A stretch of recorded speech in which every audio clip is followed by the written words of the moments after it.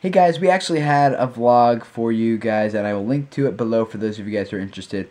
It's just a little short one, but on YouTube World, something we thought we'd talk about. You know, we saw a lot of you guys because of the new YouTube comments. Like we can see who on our channel comments on other people's videos and stuff, because those rise up the top comments, and so a lot of you guys commenting on Charles Trippy's video titled "We Need to Talk," and basically he said that him and Alli are separating, is the word he used, and so I know there's a lot of emotion around that, and the whole, like, a lot of people kind of talk about that YouTube world.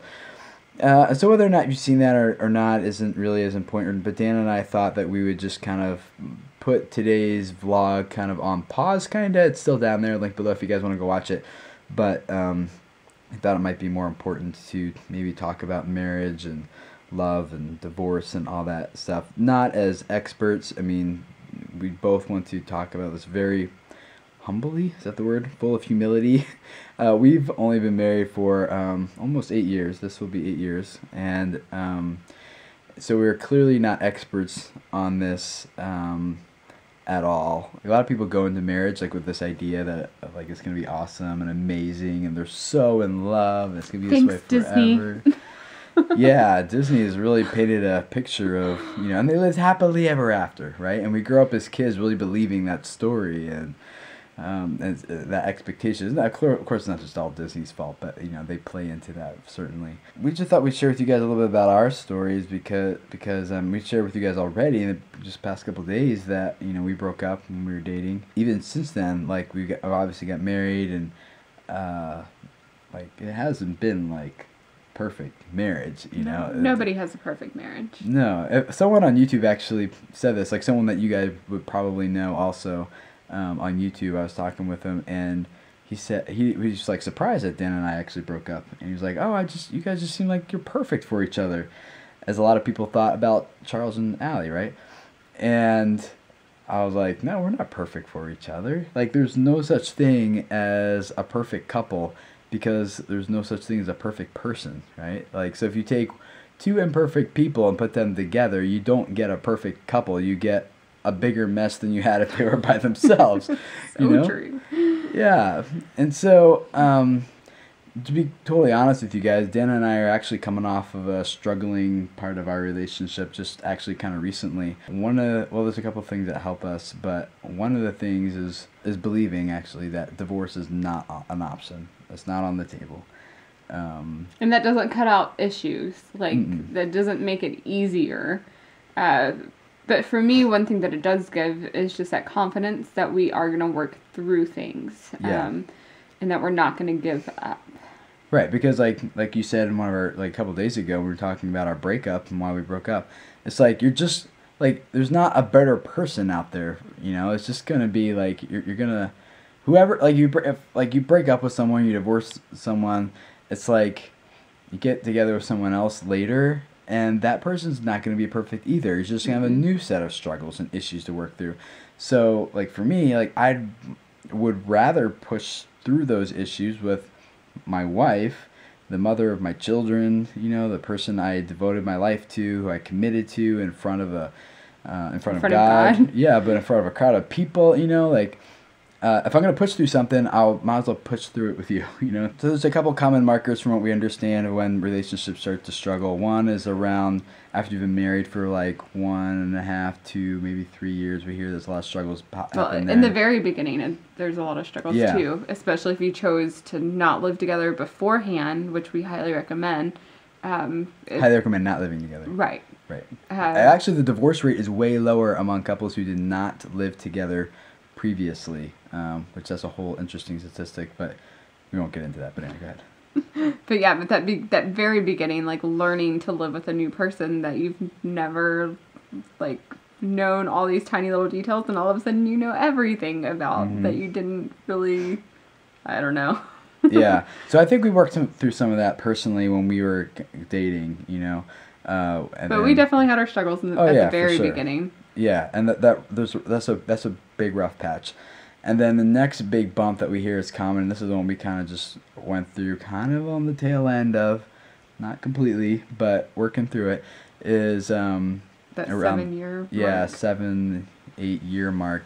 And from what we're told by other married couples who are older and wiser and far ahead of us is that what happens around that mark is that all the coping mechanisms that you came up with for dealing with the other person's failures and shortcomings and things like you just can't cope with those things anymore. And at around that time is when like the real you comes out, the real other person comes out, and everything just kind of breaks down.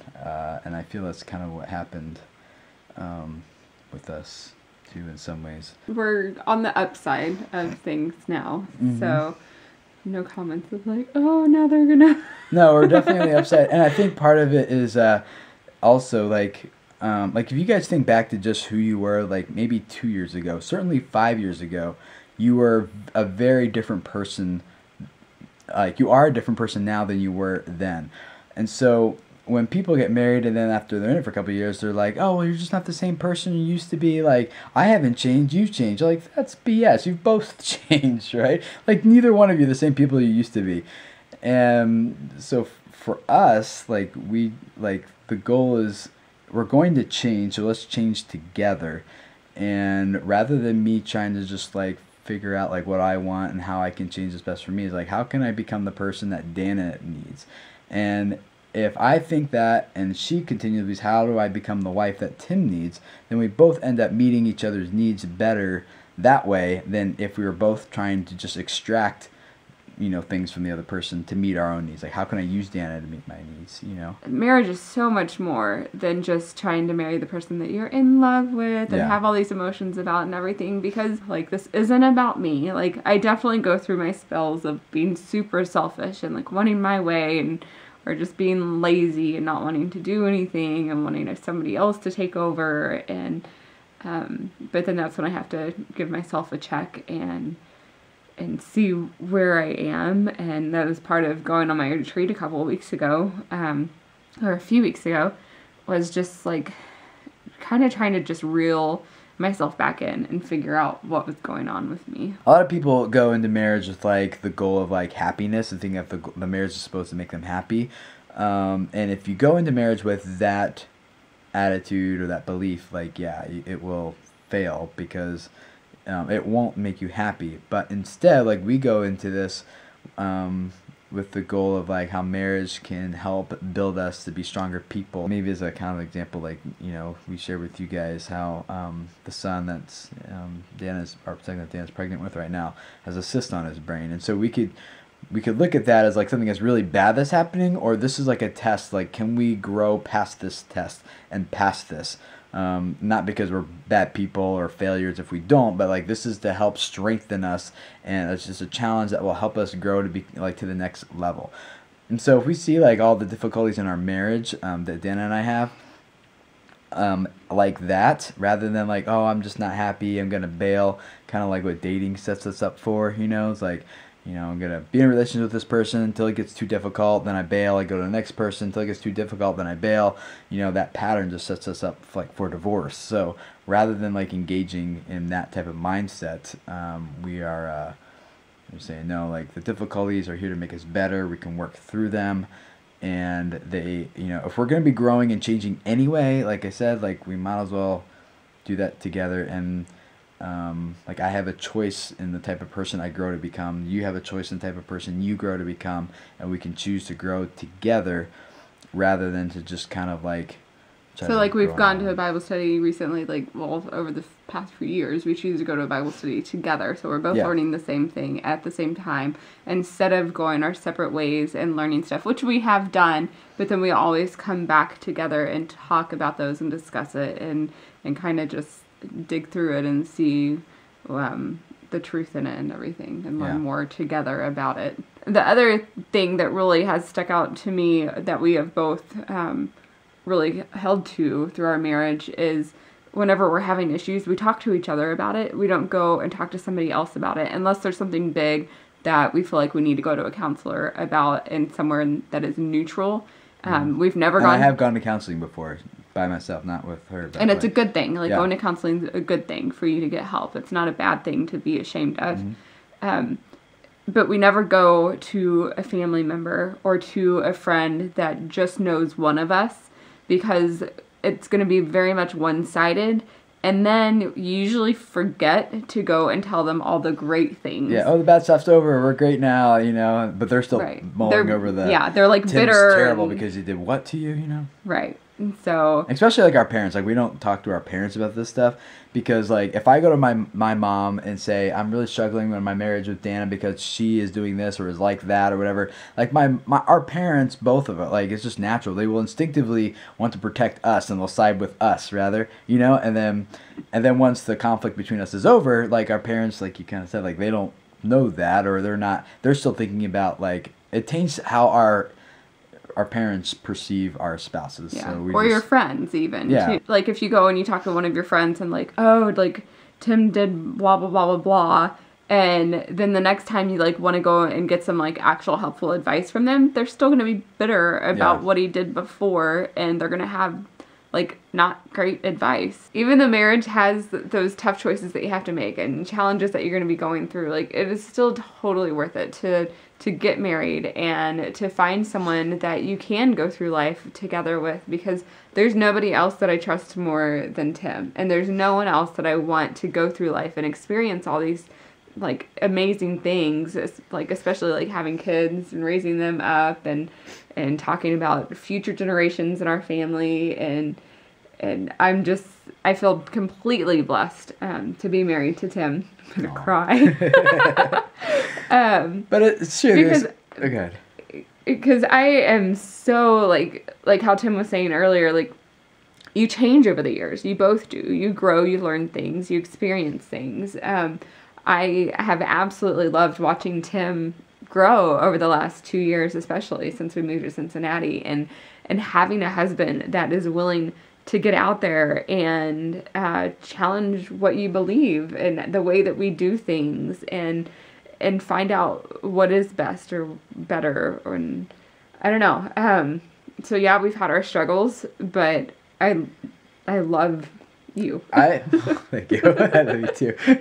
I feel like once you push through like those really tough spots, like the other side of that is like more amazing than it ever was before, you know. Like yeah, I don't know how else to explain it. Like, and I know it takes two people, you know. I know a lot of you guys, maybe you are divorced if you're seeing this, you know, or maybe your parents are divorced, you know. It takes two people to push through something together, you know. Like both people have to be like equally committed to this, because one person might be, the other person bails, like it doesn't work, right?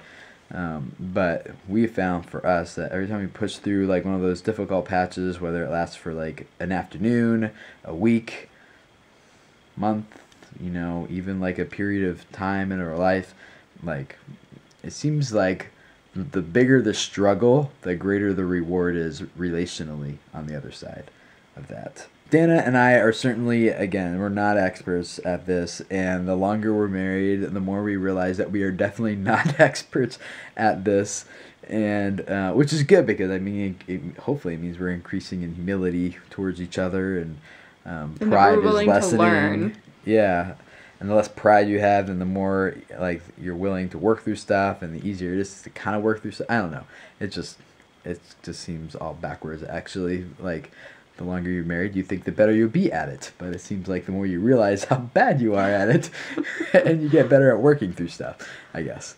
So yeah, so we're not experts at this at all, and we certainly have people that we try to learn from and grow from. And would recommend that any of you guys who are married do that also. Always surround yourself with people who are older and wiser than you, that you can trust. And also teach people that are younger than you and that haven't experienced what you've gone through. And try to pass on the wisdom that you have gained too. Yeah. Because we all have something that we can offer other people. Yeah. So we'd love to hear from you guys in the comments below, as always. Especially those of you who are married. And older than us, and have more experience. Please help us. Yeah, share your wisdom and what you've learned, and the rest of you guys, maybe if you're looking into getting married or thinking about it, you know, maybe some of this would be helpful for you to maybe think through or talk about with your spouse or your boyfriend, girlfriend, fiance, whatever. And if you are someone who has been divorced, or maybe your parents got divorced or something, what we're not saying here is that you can't push through stuff, that you're a failure, that you just don't have the right like, we're not saying that at all. And there's, you know, unfortunately this world around us is so totally broken that there's a lot of reasons why things happen outside our control. And so we're not downplaying anything that you guys have experienced or gone through. We're simply just sharing part of our lives with you and telling you how we think about things and how we process things and things that we've learned, and hopefully some of it's valuable to you guys, because it's been helpful and valuable to us. Zeke and I were just wrestling, hence the mess right there. And then I hear Hannah yelling. What did you just yell at me, Hannah? She put the book in the toilet. Oh, Hallie! Did you get it out? Don't let it drip on the floor. Don't put it back in either, though. Here. Oh, where's the diaper thing? Oh, hold on. Just hold it right there, little guy.